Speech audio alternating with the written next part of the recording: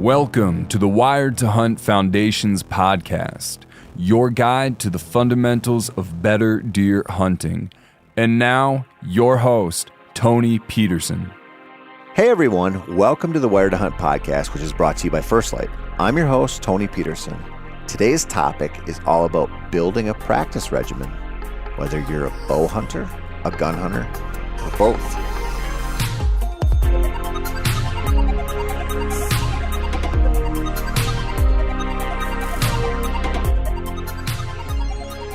This is a big ask, my friends, but I'm going to do it anyway.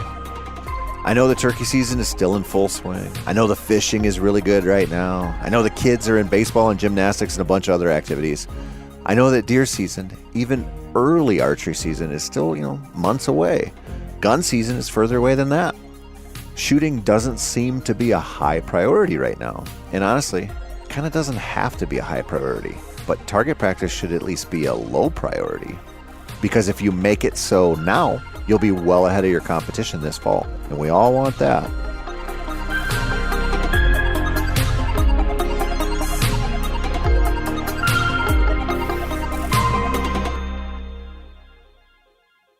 There are different ways to look at target practice, depending on what weapon you're using and what your experience level is. Let's say, the rifle hunter with 45 consecutive seasons, all with filled tags. He's in a different place than the newbie bow hunter who has yet to fill a single tag, let alone shoot at a deer. Now that rifle hunter, he might not need to do anything more than pull the old 270 out of the safe, a few weeks before the season, head out to the range and run a few shells through it to make sure nothing has changed since last season. If the groups are tight and the scope is on, it's back into the safe with the gun until opening weekend. That little effort might be good enough for someone, but probably not you or I. Reducing target practice down to a simple task of checking your rifle zero or making sure your bow is still on at 20, 30, and 40 yards, it's really selling the opportunity short. The stuff's it's not about just whether a certain weapon in your hands at a perfectly chosen moment can send bullets or arrows where they're supposed to go. Now, I don't want to get shitty about this, but I'm gonna. If you go to a rifle range or a bow range right before your state's deer season opens up, you'll see plenty of examples of what not to do. I'll never forget years ago being at a gun range before Minnesota's season opened up and watching a guy introduce his son, who was 12, to a 20 gauge slug gun. Instead of setting him up on a bench to shoot where he would have a nice rest, the guy loaded a couple slugs into that shotgun and had the kid stand and shoot offhand at a target that was 20 yards away. The first slug hit 6 inches to the left. The second slug hit farther to the left. But to be fair, the kid didn't have hearing protection on and was flinching like you'd probably expect him to. Now, after seeing the second shot, the dad took the gun and took aim himself. Again, offhand and with no hearing protection. The third hole in the target was, about half a foot to the left. And he said something I will never forget. He looked at his son and he said, "Just remember to compensate for that and aim about 6 inches to the right." Listen, I don't know how that kid's season went, but I can imagine. While that's an extreme example, I see, the bow hunter version of it every year at an archery range by my house. And not just with you shooters either who have poor mentors. I once watched a full-grown man struggle to draw his bow back and then miss an entire 4 foot by 4 foot bale type of target from 15 yards away twice. And this was 3 weeks before the deer season opened up. Now, here's the thing about target practice and getting into a shooting routine. It's just like getting in shape or training a dog. It's not about putting in a marathon's worth of whatever right before the event. Shooting 1,000 arrows in 5 days after not shooting for 9 months does not do you any good. Just like taking a lab that hasn't seen a bumper or been given a real command all summer and suddenly trying to do a 3-hour session right before duck season opens up. That's a little too late, my friends. Another example of this happens with Western hunts a lot. And if you don't believe this, ask an outfitter who specializes in elk hunting if this has ever happened to him. When you plan to go elk hunting, especially if you live in the Midwest or the East, the notion that it's time to get in real shape is real. It hangs over your head and it makes you very aware of the time between now and the trip. A lot of hunters put off getting into any kind of shape until the hunt is really close, and then they decide to run. Or, I don't know, put a couple sandbags in their backpack and climb the hills by the high school. They get injured, often slightly, but enough to sideline their workouts. And they show up out west in worse shape than they'd have been in if they didn't make a hero's last attempt at getting into shape. Some of the best things we can do for ourselves involve long game approaches to fitness and to shooting. Now, not everyone wants to get into shape. That's fine by me. You do you. But the shooting thing is different because we should all be working to be the best we can with our chosen weapons. That means it's time to start now if you're not shooting already. It's time to make a commitment to just a couple of sessions a week. Now, if you're a bow hunter, that might mean, 10 or 20 arrows a session, maybe 3 times a week. That's a pretty light lift, but it's a cumulative effort that will add up to a real level of dedication over several months. For gun hunters, a couple times a week is too big of an ask, and most likely, probably not really necessary. You look at the logistics of shooting, and hell, lately just the matter of getting any ammo in your hands, it's a different thing.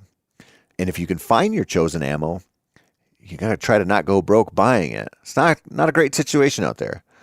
But a once per month session, it might be doable. A half a box of shells at a time, that's probably plenty. Seasoned shooters could get away with less, but newbies and anyone who isn't overly confident with a firearm could greatly benefit from the familiarity that comes with stacking up sessions like that as the summer leads into fall. This is important, and not for the reason that you want to be able to just shoot tight groups. You do want that. You want that at typical shot distances, and shot distances that are farther than you'd likely ever take on a deer. Accuracy is important, and the ability to use your weapon to the best of your abilities is a worthy goal. Now, here's where things get tricky. I'm sure there are some folks listening to this who are saying, well, hell, yeah, I'm going to shoot more. I've got a bow range in my backyard, or I've got the old quarry down the road to bring my 308 to and blast away. This is easy, and I'm going to do just that. Now, others are listening and thinking, man, this is going to be tough. I got to drive 45 minutes to the rifle range, which has gotten more expensive than ever this year. And then I've got to burn through a couple boxes of ammo that I really like and that my gun really likes just to get better at shooting when I'm already pretty good. Or I got to load up my block target in the back of my truck and drive out of town to some patch of public land where you're kind of really not supposed to target shoot on, sort of, but no one ever really says anything. So maybe I can swing that, but sure as hell not 3 times a week for months. Here's the thing about target practice. If it's not easy to come by, most of us won't do it very often. I know this because I live in the suburbs of the Twin Cities, a place that is not all that conducive to just randomly firing off weapons whenever the mood strikes. I do have some nice neighbors who look the other way when I'm shooting the bow in my yard, which I do a lot. And in the years living here, I've never had anyone say anything to me or report me to the city for that, even though it is legal where I live. I'm pretty sure it would be a different story if I wanted to shoot some guns here, though. Finding a place to sight in my muzzleloader or shoot one of my deer rifles, that's a different story. It sucks. In fact, it's one of the reasons I don't gun hunt as much as I'd like. I used to love muzzleloader hunting and shooting muzzleloaders and messing with guns, but it's an expensive hassle where I live. I do have options, but they're not great, and that keeps me from practicing as much as I like. It also keeps me from hunting with guns, mostly, and that kind of sucks. So believe me, guys and gals who are listening to this, I get it. It's not always easy. And really, if you're looking to get better with a deer rifle or even a shotgun and some slugs, you're just on your own. You got to find your own way to do this. With archery tackle, finding a spot to shoot can be a lot easier. Fewer excuses there, my archery-loving friends. Now, I mentioned that I have some targets on the side of my house where I can shoot, which is nice because I can reach out to about 50 yards there. That covers me for an awful lot of practice sessions. But I've also got a few friends who also have targets at their houses who don't live too far away, and they let me shoot farther distances. And I also always have at least one portable target in my possession. Often more than one, and if you ask my wife, sometimes way more than my garage can reasonably hold. A portable target, one that is actually easy to throw in the back of your truck and drive to wherever, I really think that's a necessity.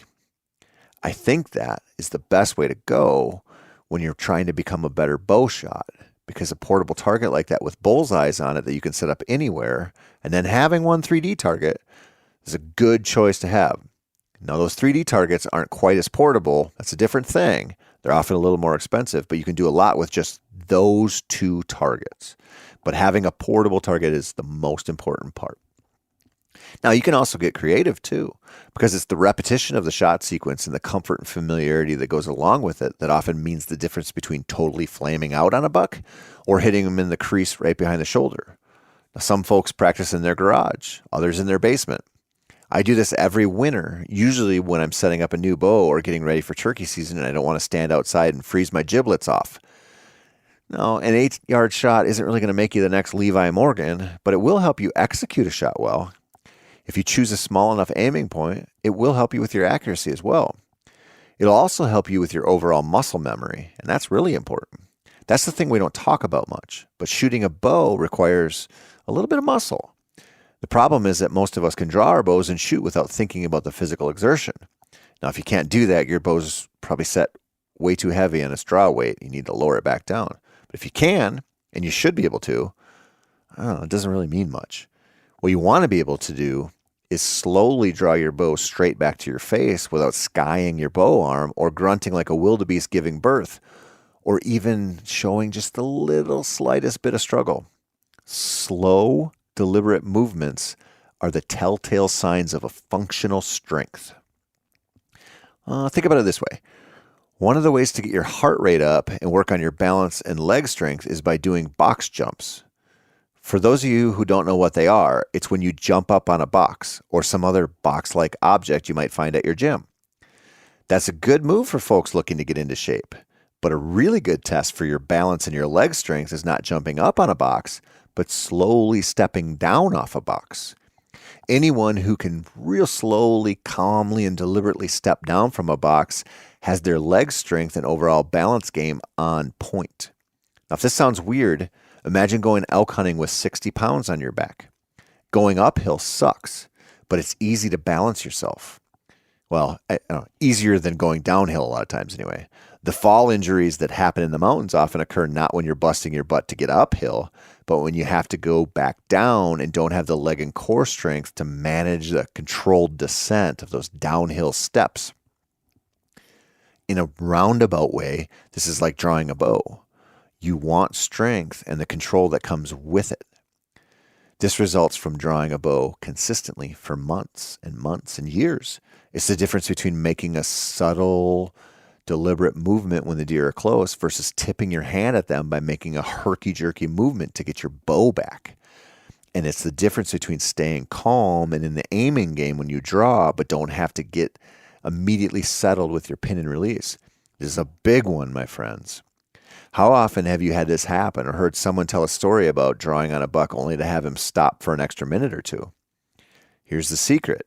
That extra minute or two is probably more like 15 or 20 seconds. Now, I've shot enough whitetails on film over the years to constantly be reminded of how much time gets diluted when you're trying to keep your shit together on a good one. It's amazing to me how often I'll think that an encounter lasted a minute when it was 4, or how often I thought I was at full draw for a minute or two when the real tail of the tape was telling me that it was 20 seconds. It's always a shorter amount of time spent at full draw than I think it to be, and I bet that happens with you sometimes. There's also an intangible with this line of thought that involves focus. We only have so many seconds in our brain where we can do a task like aiming a bow, or I'd have to guess aiming a rifle, before things start to delaminate a little bit. Now, this is something that can be trained and should be trained. And the best way to do that is, you guessed it, shoot more. Shoot to work on your accuracy, but to also develop your muscle memory. Shoot more to get your brain in a spot where it's comfortable taking time with the process and not as likely to summon up some real panic when you least need it. Frequency and quality of practice sessions is something that we can all control.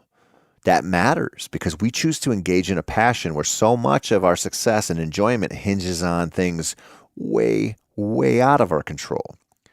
The other hunters out there and the decisions they make, the deer themselves and the decisions they make, the weather, the coyotes, you name it. There's an awful lot of stuff that can conspire against your success in any given season or any given sit.